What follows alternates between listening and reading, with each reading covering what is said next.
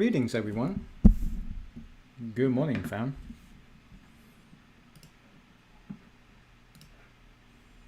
We got an action-packed episode today, so I want to start right on time this time, and appreciate you guys as always.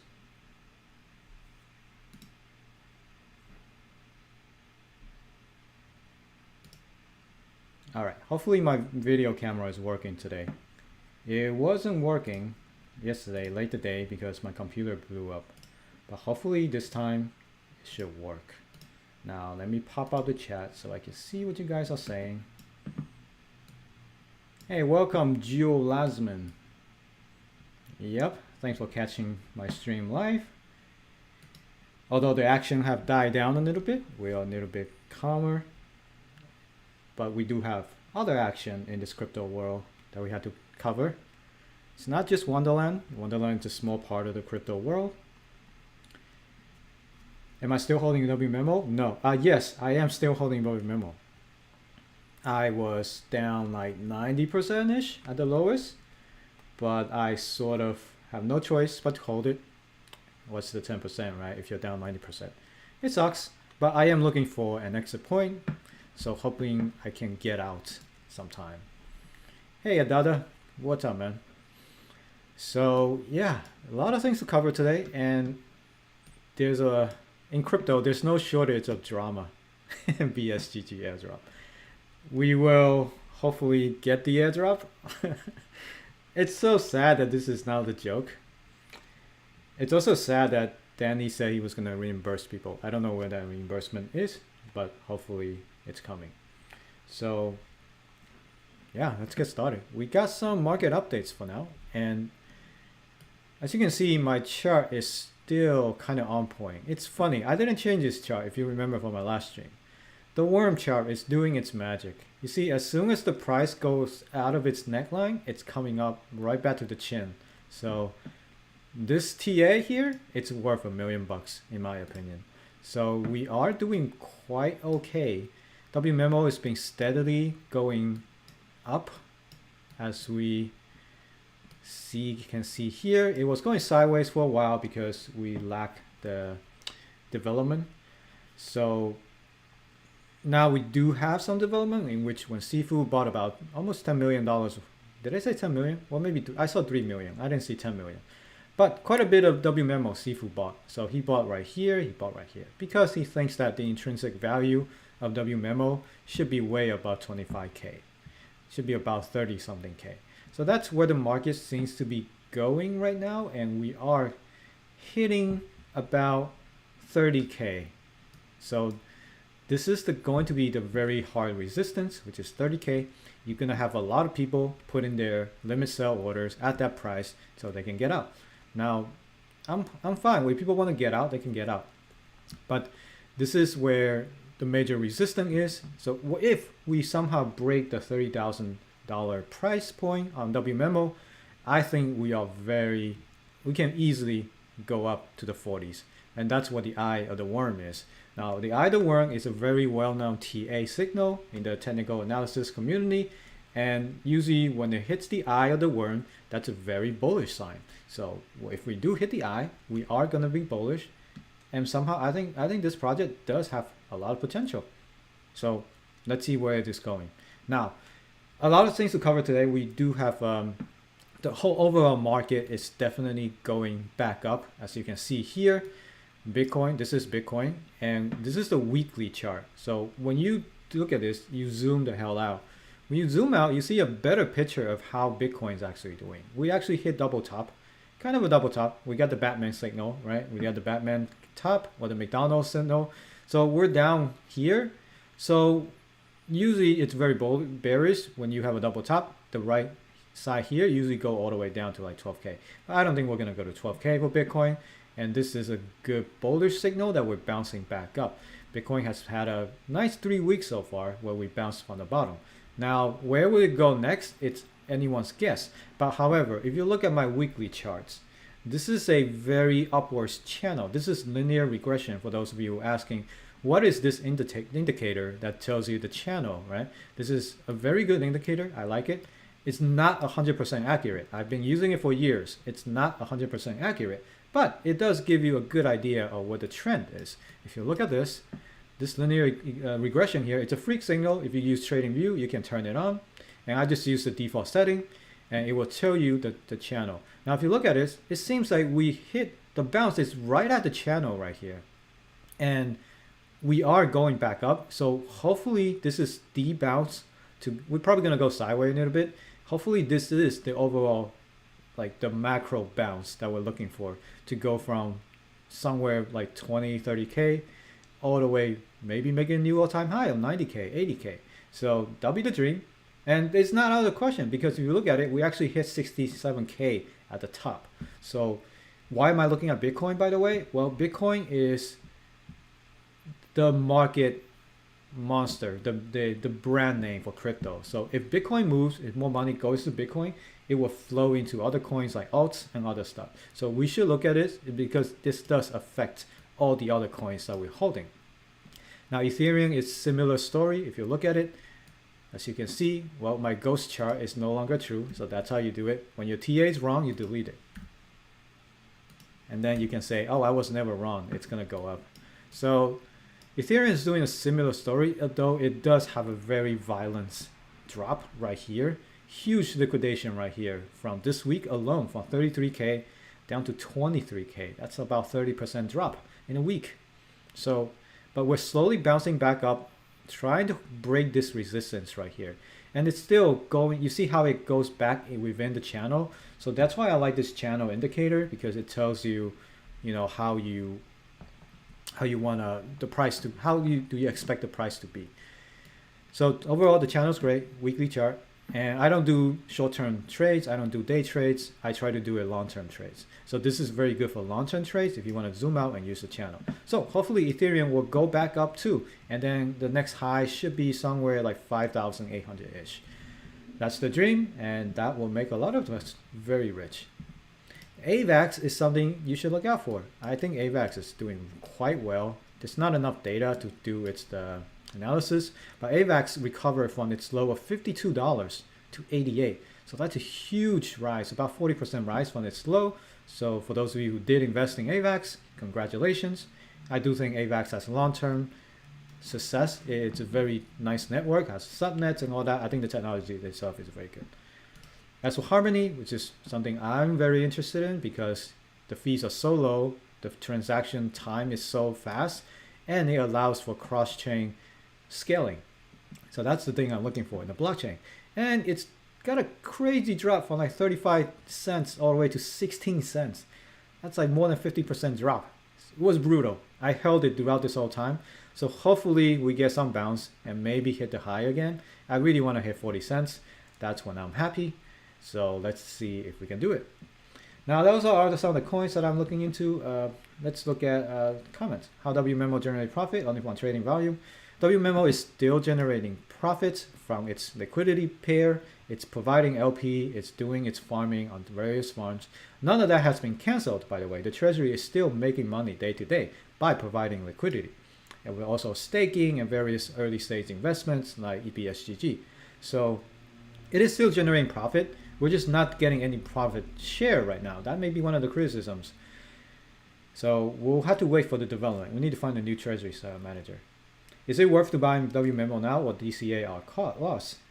Well, if you want to, I don't have, because we have so much unknown right now, I don't like to DCA down at this point because we have so much unknown. This could easily go both ways. It could go to zero or it could recover a little bit.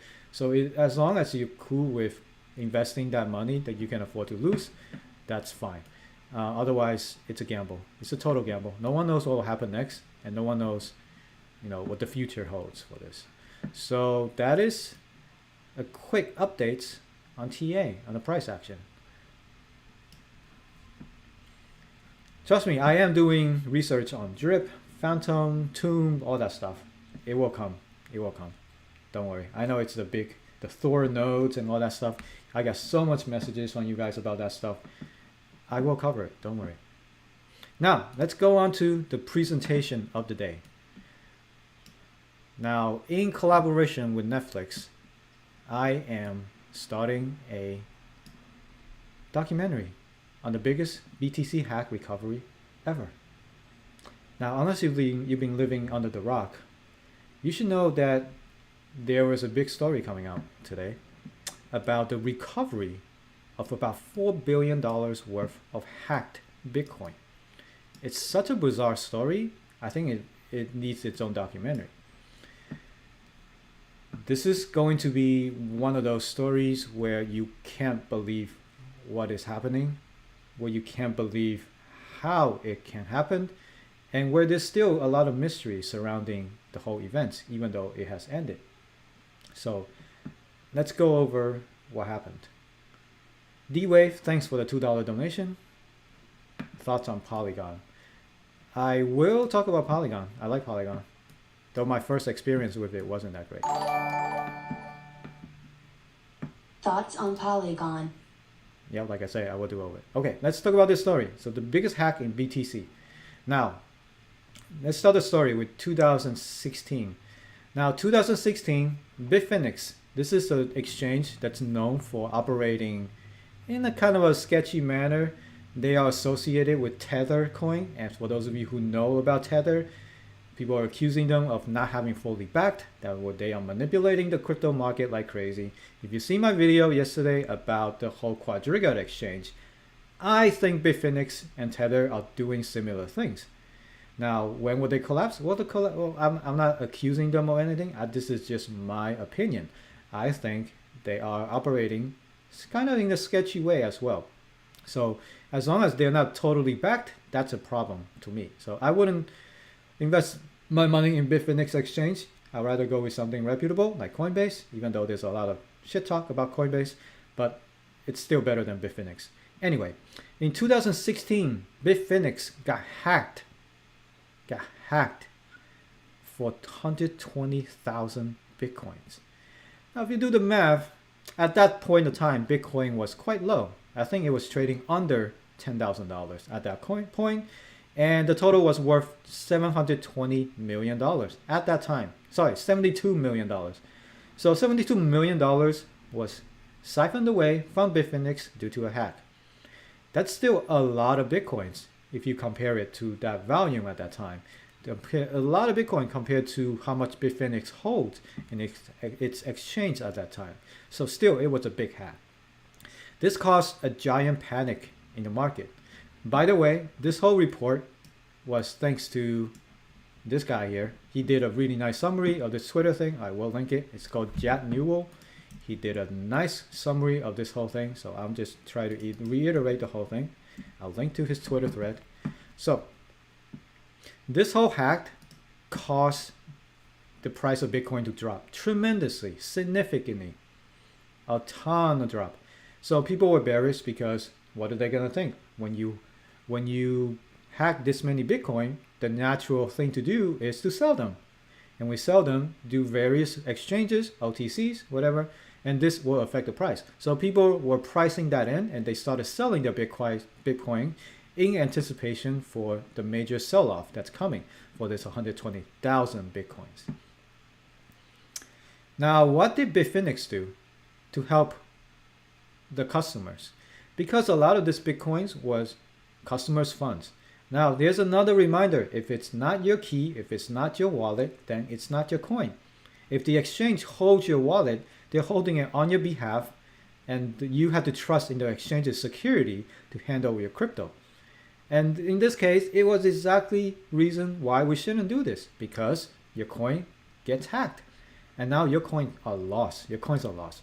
Now, what did Bitfinex do? Well, Bitfinex say, oh, it's okay, it's okay. We're just going to cut 30% of your coin. I think that's how much. They're just going to slash your fund in your accounts. So if you have an account with Bitfinex, they slashed your accounts due to this hack by about 30% or something. But then instead of just taking your money, because they needed to do that to stay solvent, because if they don't do that, the whole exchange could implode and they could go out of business, where you will lose 100% of your deposit. Now, instead of doing the 100%, they do, okay, we'll take 30% of your money, but we're going to give you our shitcoin instead, called Leo coin. Leo token is a native token. Think of it like Binance token, similar, but it's for Bitfinex, their native platform token. They're like, all right, we'll give you some of our shit tokens instead. So, this is the problem with exchanges. They can just do things like that where you have no control over.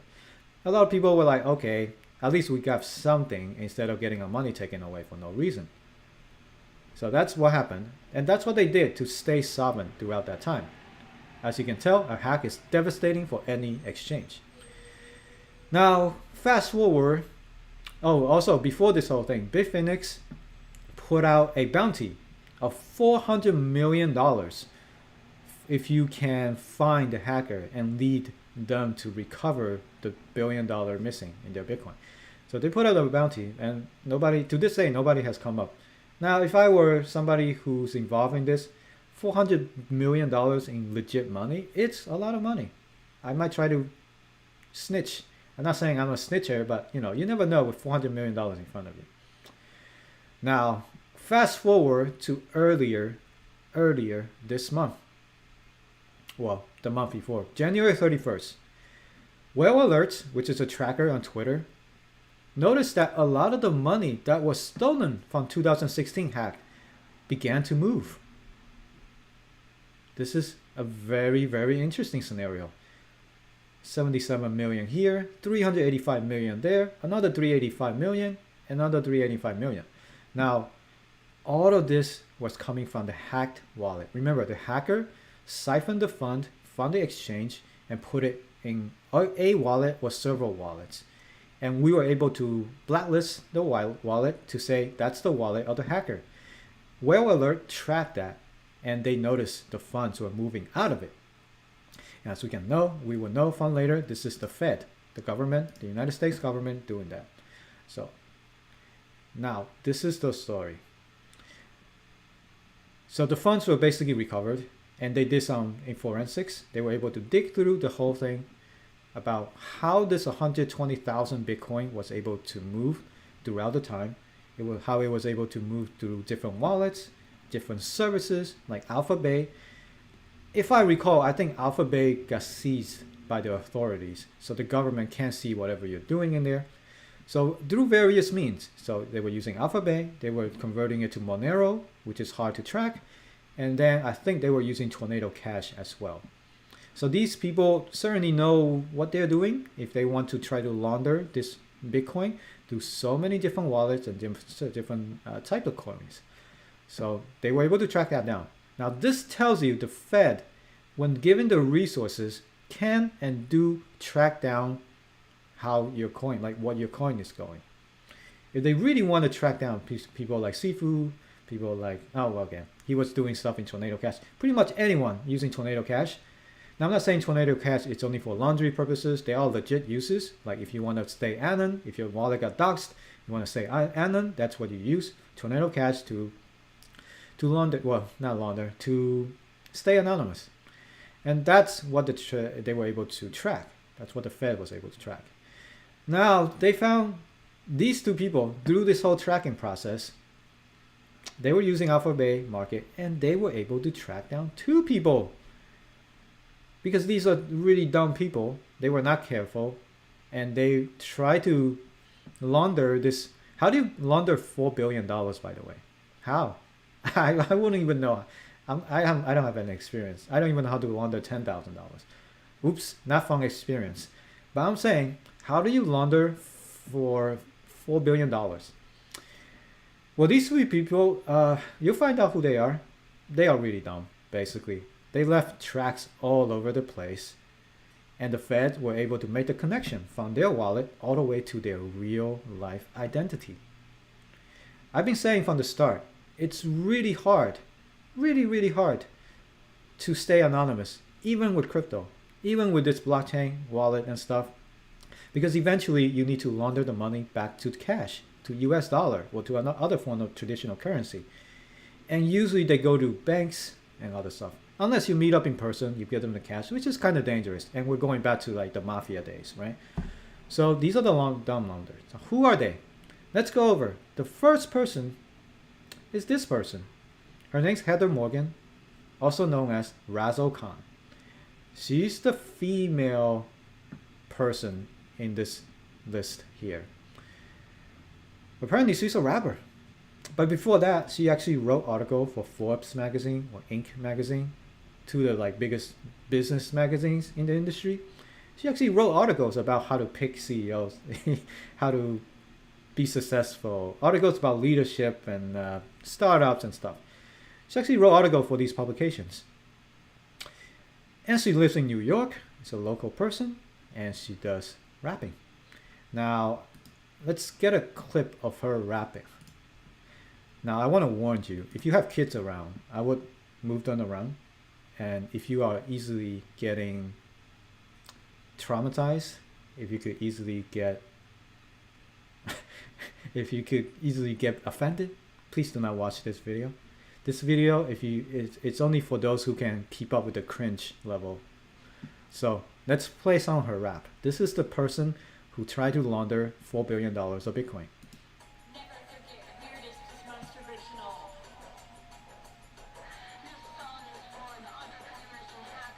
Look at her Versace. The tattoos.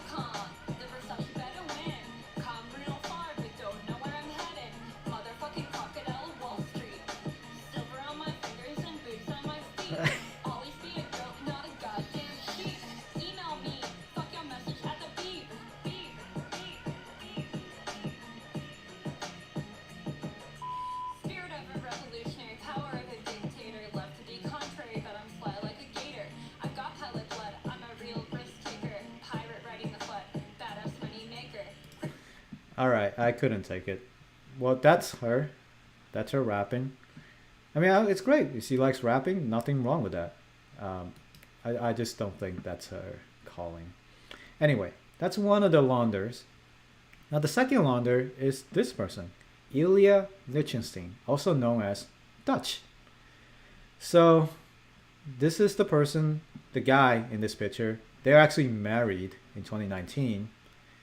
And there was a video of her Instagram where she had this wild wedding. Anyway, this guy is actually an entrepreneur. He actually pitched a company to Y Combinator, which is like a startup incubator, and they actually got funding. So he is the Russian badass in this whole thing. And together, they formed a couple of shell companies to do some of the bidding. And they tried to launder the money through means like that. And they got caught. Basically, they got caught. And this is how they were doing it. Record shows that portion of the $500 gift card were then redeemed through 3 transactions for personal items via Walmart iPhone application. Each of the 3 redemptions were conducted online under Morgan's name, using one of Morgan's email address and providing Morgan and Lichtenstein's home address for delivery. This is just not careful. This is just not being careful. Yes, they should have watched Ozark. So, that's not how you launder money. You don't use your real name, real address for all of that. The Fed can easily track you down. Man. So these people, they weren't very smart, basically. Now, this is pretty much, they got arrested yesterday and they are going to go to court. It's crazy. Now, and that's pretty much the drama so far. Now, what is going to happen? What do we think now? Like, we know that there's going to be 120,000 Bitcoin in the Fed's possession. The Fed holds this much token. As you can see, they can move it around. So, oh, by the way they were able to get the tokens from this wallet was that they were able to, after they found out who they were, they got a warrant to track the cloud storage account of the guy or the girl, I don't know, one of them. In those cloud accounts, like Apple Cloud, whatever, iCloud, they found the private key to several wallets worth together over $1 billion, like $4 billion. They found the private keys in a file on this guy's cloud server in a file somewhere. Private keys to all of these wallets, or the different separate wallets that we're trying to launder through. So in together, they were able to get all of that money, all of it. So now we have 120,000 Bitcoin circulating from the Fed. Now what would the Fed do? What the Fed has, what Bitfinex actually publicly said, if the Fed decided to return the money, they will do their best to buy up their Leo token to pay that money back to the investors. Now remember, Leo token is the token that was given back to the investors of Bitfinex for taking the money away from when Bitfinex took their money away. So they're giving the Leo tokens as a token of something that they can look forward to. If you look at the price, it's been pretty stable. So now Bitfinex is like, if you return the cash to us, we will not sell the Bitcoin. Instead, we will just use the money to buy up Leo tokens, so the price of this thing could go up, so it could go back to whatever we owe you, the 30% that we shaved off. Now, given this news, Leo token spiked 43% yesterday. In one day, it spiked 43%. So real good for people who are holding on to Leo token this whole time since the Bitfinex drama hack. So we'll see where this goes. If they do get that money from the Fed, the thing is, Bitfinex is not in the United States. They don't operate in the United States, and they sort of got bad rep in the United States. So I'm not sure if the United States will return the money to Bitfinex. Hopefully, maybe the United States government will just keep it. Who knows? Or sell it OTC. So the question of who's going to own the BTC is a great question. We don't know what's going to happen. It's only speculation right now. Now, is the price of Bitcoin priced in? Well, this news did not move Bitcoin much. Bitcoin actually dropped like 2% yesterday after the news, but it has since recovered. So I don't think this is going to affect the market that much. But still, $4 billion worth of Bitcoin is going to be really, really hard to liquidate. It's going to be really hard to convert it to cash.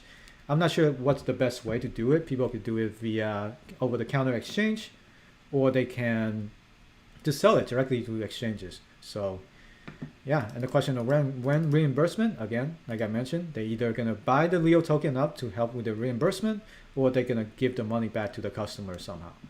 So that is the story so far. It's a bizarre story. There's a lot of questions remain as for how did these two were able to get the keys to the hacked wallet. Now the Fed made it very clear that they don't think these two are the people who originally hacked the Bitfinex exchange. They don't. So as far as how they get the money, the key to the wallet, it's anyone's guess, and hopefully they were able to interrogate these two and figure out the answer. And that is the wrap for this story. I hope you guys enjoyed this recap.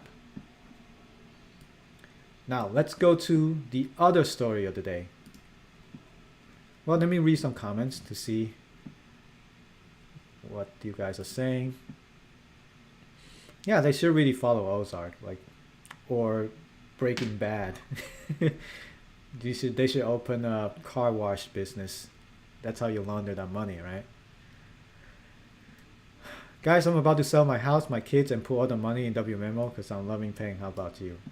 You love paying, but your kids might not love it. So, and your wife too. She might run off with her boyfriend.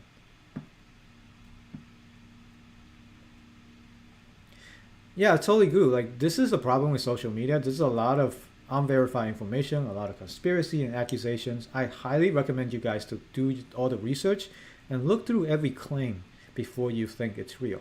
You can talk about it, but you don't want to say it's true. So, yeah. And yeah, there is some tie between Bitfinex and Danny and stuff. You know, Bitfinex is kind of sketchy in my opinion.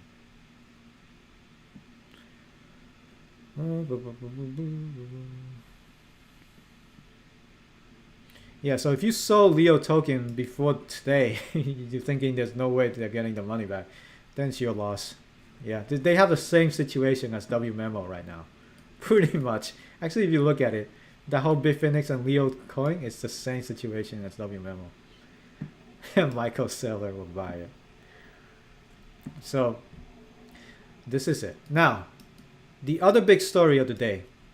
Given the price action of WMemo, we've been pretty steadily sideways because we are all waiting for new development. We're waiting for something new to happen, a catalyst to either pump the price up or drop it back down.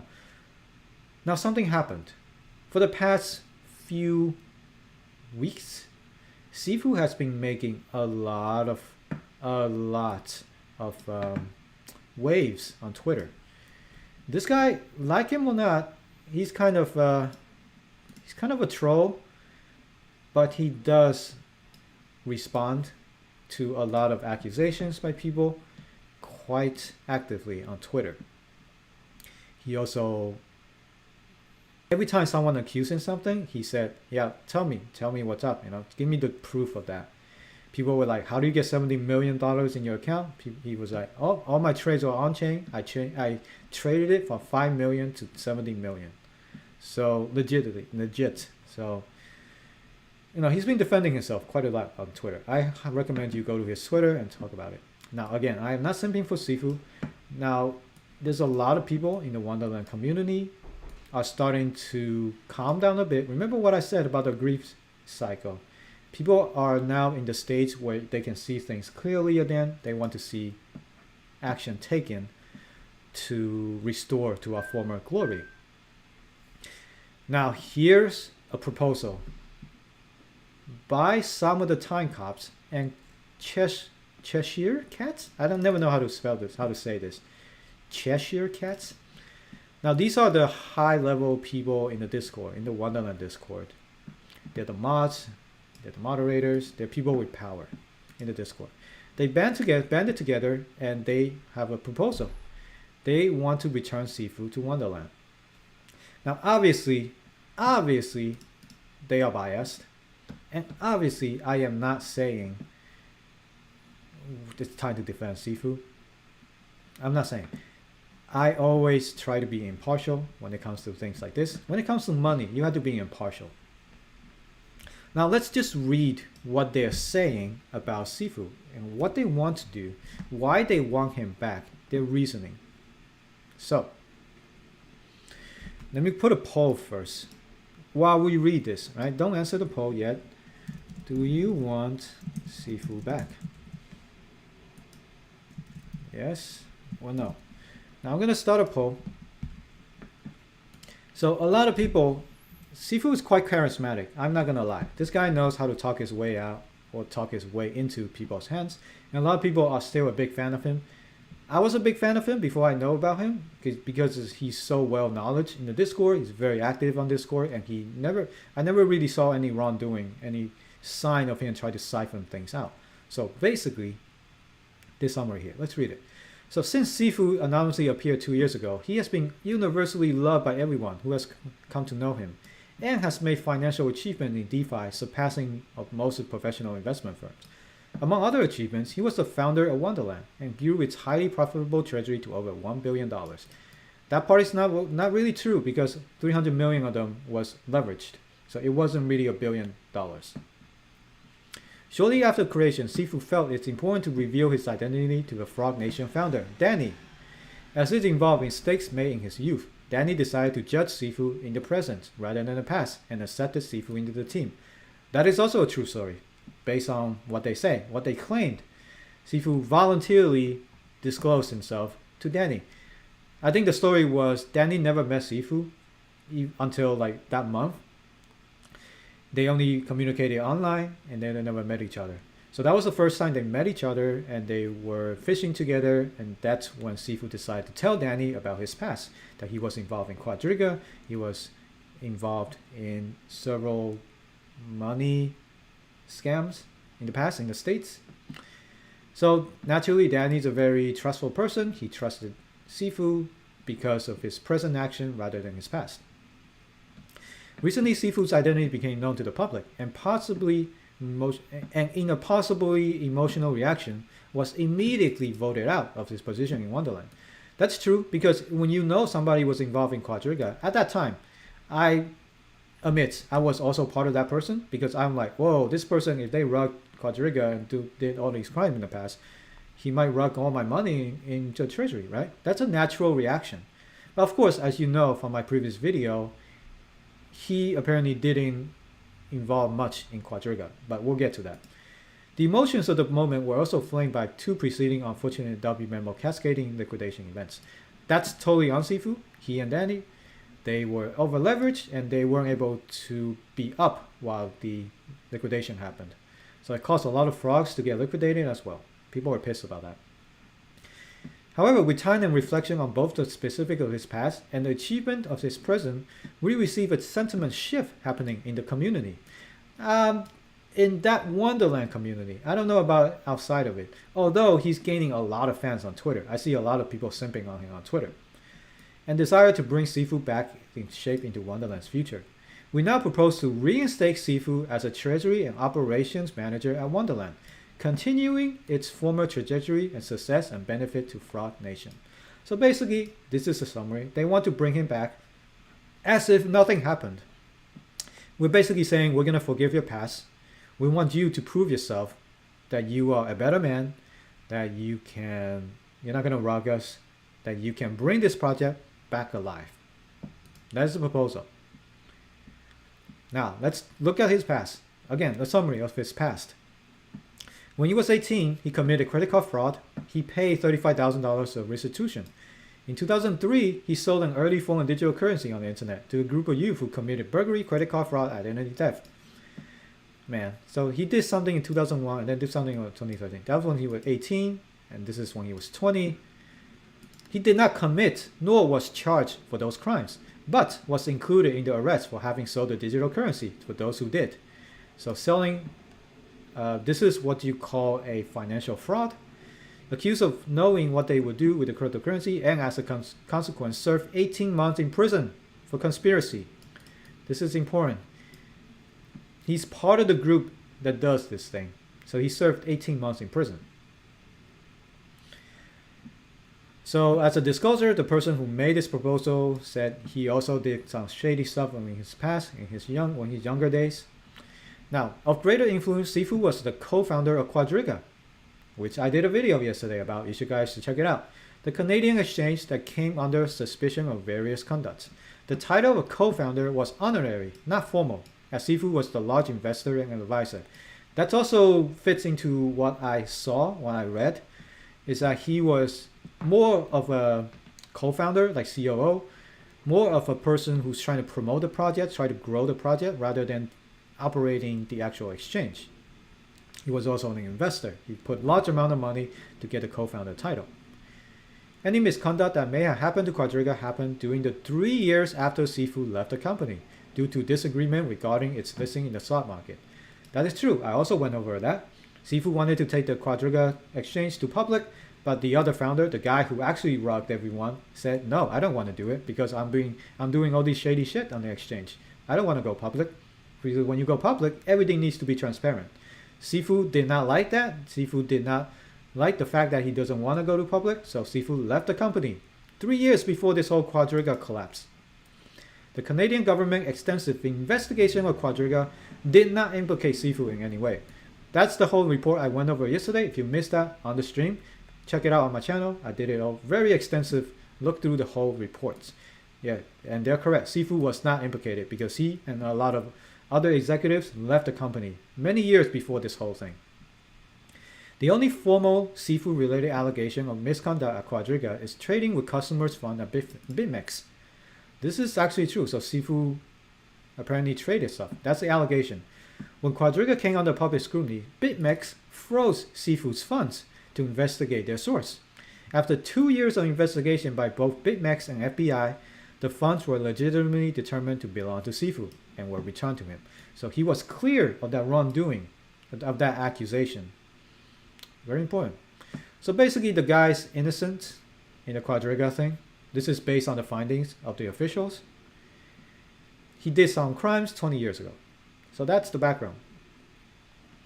On the question of whether Sifu can be trusted with handling users' funds today, it should note that at the time while managing Wonderland Treasury, and by necessity, Sifu held almost $500 million of Wonderland Fund in his wallet.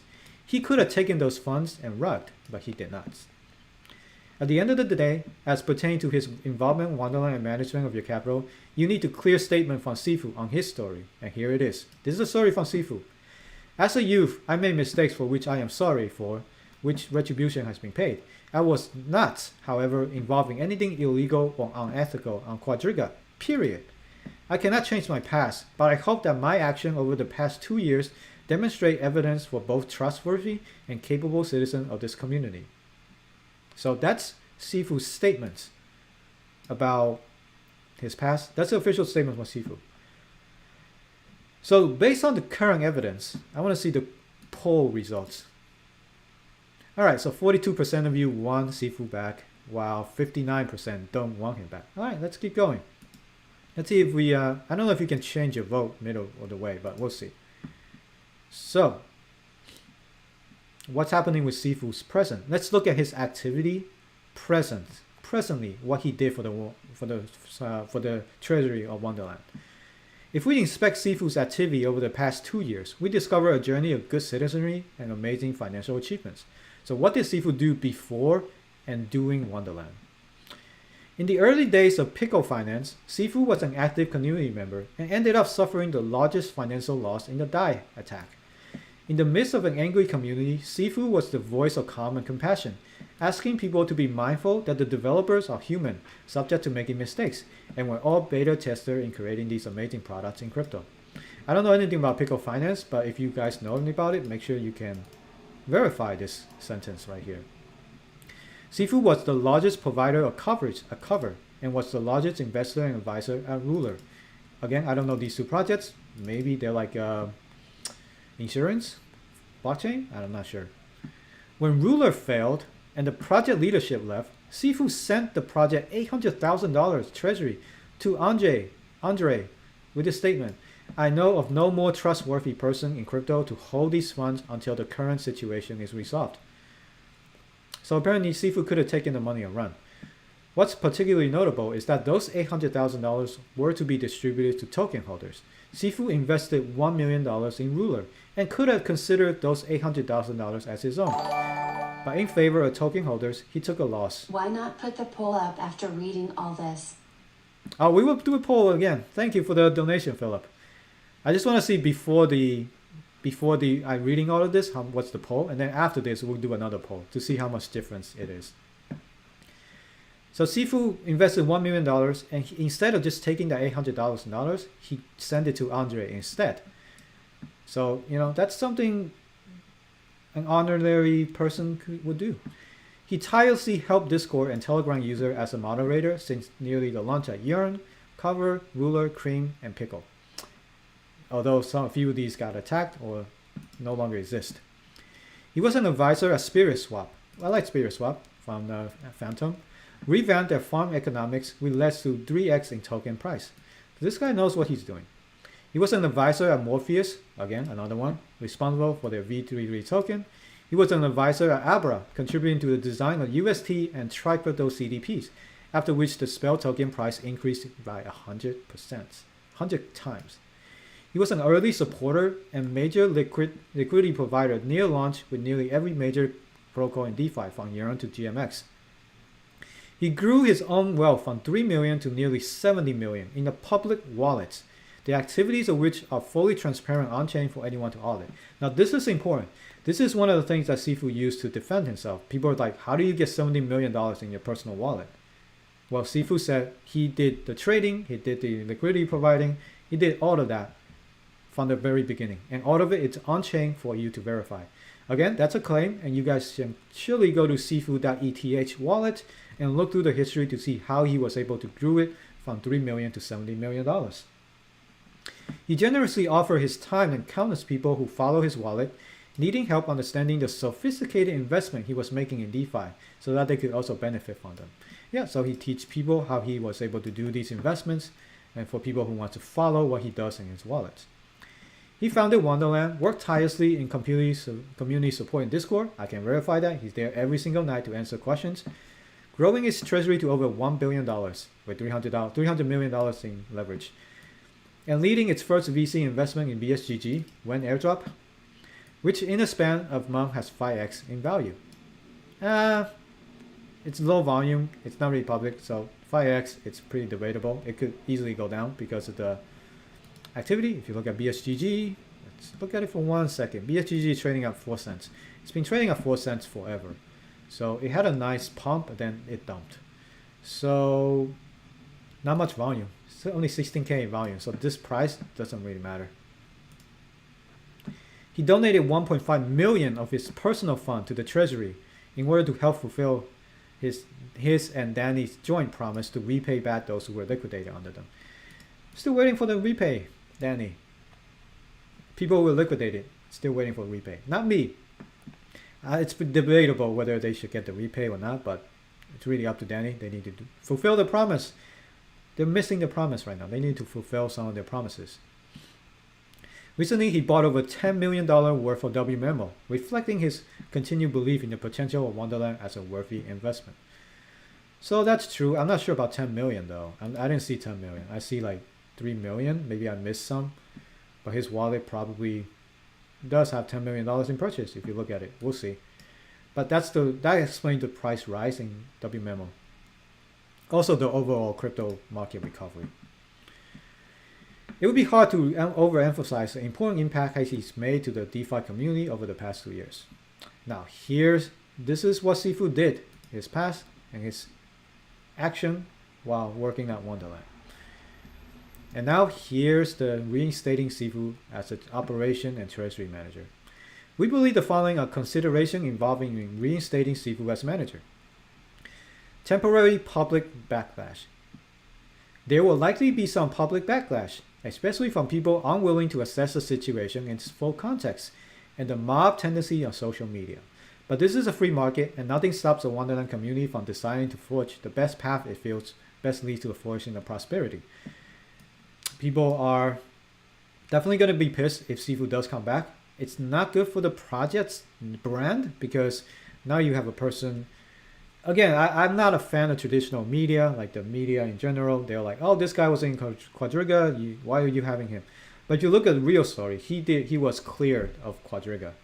That's the story. Investment performance. Will his past affect Wonderland's deal flow and the ability to make investments? Yep, you have a name here, person with sketchy past, and his brand tarnished. His past will have no impact on his ability to invest the treasury in permissionless DeFi activity, from which we were previously earning $1 million a day. Can anyone verify that? I know this has been throwing around. Can we verify that we were actually making $1 million a day? What about VC deals? This is unclear, but we believe at the end of the day, partners will engage in mutual beneficiary investments in Wonderland, and that Wonderland's performance over time will solidify this credibility. Basically, money talks. If the money is involved and it benefits both sides, people may overlook Sifu and his past. Given the impracticality of investing on multi-sig Gnosis safe, funds at the past frequently flow between the Wonderland treasury and Sifu's personal wallet. It's easily verified on-chain that no improprieties, I can't read this word, arose from this activity, but moving forward, a separate wallet will be created so that there's no wallet commingling. I'm not sure what that does though. Who's going to control this new wallet? Return to progress and profitability. Wonderland will exit its current state of treading on certain waters and get back on track, delivering on the promises to the user, growing its treasury, investing effectively, and benefit its. That's we all want that. That's what we all want. We just want to get back on our feet before this whole liquidation cascade BS. Before this thing, remember we were at 100K per WMemo at some point. Look at this. We're 100K, man. I just want to get back to there. That's all I'm asking. I want to get back on track. I do think this is a good project and it should not be dissolved and throw away all the work. So that's the process. They want to pass a vote to return Sifu to Wonderland. Implement an exit option so anyone objecting to this path can redeem the WMemo at the backing value. So basically you can get out anytime you want. Hell, you can get out now, except the price is not at backing. Sifu returns to daily management of Wonderland operation and treasury management. Prioritize those areas of management previously targeted for improvement, including better reporting of treasury managing activities, I agree. Development of performance dashboard, that's fine. Hiring a community manager, definitely need that. Sifu regrets the mistake of his youth, has apologized and paid retribution for them. As evidenced by the past 2 years, he has participated in our community and the DeFi community at large, in ways in which most of us could only aspire. Bringing Sifu back to Wonderland returns us to the path we previously knew. Growing for Alright, let's bring Sifu back along with passionate community and treasury performance, in which we want to all participate, and make this greatest comeback in history of crypto. So this is the treasury. This is the proposal by some of the mods in the Wonderland Discord. Now, at this point, it seems like the votes are pretty even. 52% of you say you don't want Sifu back, and 48% say you do. Let's do another poll.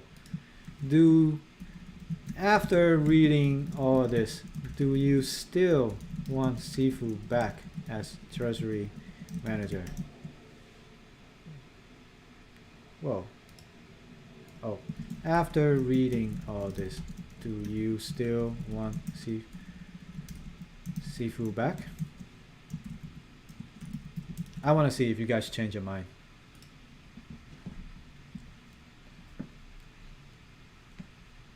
This is the where we're at, and I'm not surprised. I'm 100% not surprised that this proposal is here. I was actually expecting. I was like, I wonder how long it'll take for this proposal to come up, and I wasn't surprised to see this at all. I can totally, I'm totally not surprised by this, based on some of the sentiments that I've seen in the Discord, on Twitter. People, like, there are people who are still in there, right? Myself included. I'd like to see this project go somewhere. Given that there are sketchy things happening for sure, at the minimum, I want to get my money back. I don't want to sell at this price. I'm down like 90%. I don't want to sell. I want something happening. I need somebody to step up. You got the professor, you got all these other groups trying to step in. They all have the same problem, right? You got to dox them. And the thing is, I don't know their past performance. Sifu, I kind of know his past performance. I kind of know about this person. If anything, we know more about Sifu than this before this whole thing. He's now forced to be himself instead of this personality of this red panda behind the screen. So he's now forced to be transparent with everything. And he knows that we are all watching him like a hawk. So in a way, if you look at it this way, it's actually good for the community if he does come back. So that's something, it's like the thing, lessons in life, right? When you get punched, you got to get back up and you got to be better than before. That's how it is. At this point, we are getting punched and we're on the floor. So we need to do something to get back on our feet and continue on and grow and learn from the mistakes. So that's what I look forward to happening. Whether we have Sifu or not as the new treasury manager, I really want to see. And that's the thing about DeFi. It's very interesting. There is, bet your ass if this is a traditional market, there's no chance of him coming back. So speaking of market, look at the market.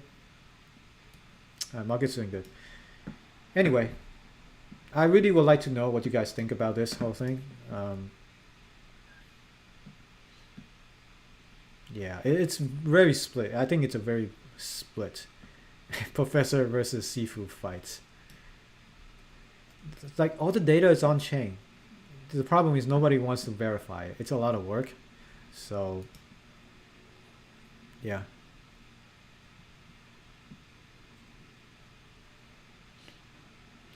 Yeah, Zane. I guess you guys haven't realized it yet, but Sifu's the one executing stuff on Wonderland. With he gone, nobody executes shit. And that's why even with Danny around, nothing moved. Well, the thing is, they consciously made the decision to not move the treasury right now until we can find someone to move it forward. So nobody touches the treasury right now. It's just doing whatever it's doing right now. So what I'd like to see is we find somebody, whether it's Sifu or not, get back on our feet, start the BSCG airdrop, start the revenue share, and try to get the price back up. That's what I want. That's all I want. So that is it. So I hope, let's see, look at the, all right, you see how it's really funny. Look at the poll right now. So after this single article, they made some good points, and I can verify some of the things there, but there are some things here that you need to verify yourself. I will link this proposal in the chat. But it is funny how the sentiment changed now. There's 55% of you do want Sifu back, but still 45% of you don't want him back. So I just want the best for all of us, for everyone involved. I just want to get back on our feet. I just want to get back to the days of glory when we were making a killing, where the sentiment was great. But of course, there are things wrong with the project, like the rebases, the dilution, provided they did try to figure out ways to fight the dilution, but it's not really working well. So it is an issue with Wonderland currently still, so we need to figure something out. We need someone really smart to handle things. Crypto market, the drama never ends. So I really appreciate you guys for hanging out, and I hope you guys have a good rest of your day. Bye bye.